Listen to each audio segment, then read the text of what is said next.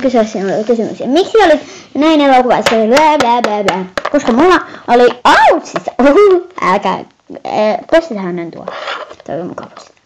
Joo, koska mun vuoro oli olla hullu näyttelijä. Ja mä olin siinä. Mä tulin kuolemaan tuossa seuraavassa osassa. Ja mua näytettiin mua vähän siinä. Selvä, entä sinä?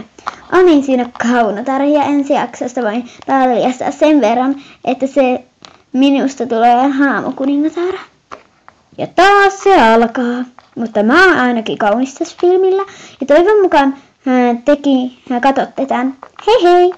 Ja mä olen Alex siinä ja no mä oon paha haamu siinä lopussa. Joo, ja mä oon ton ruumiini sitä.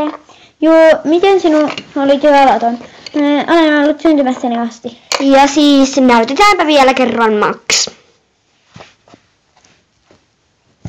Joo, siis tää on kuvaaja Jack. Ja siis mun oikein nimi on Jack.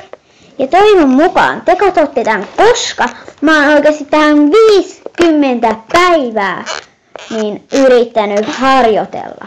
Että mä vaan kerran onnistuisin. Heippa! Toivon mukaan päivänne menee hyvin. Ja siinä oli tämänkertainen haastattelumme. Hei hei!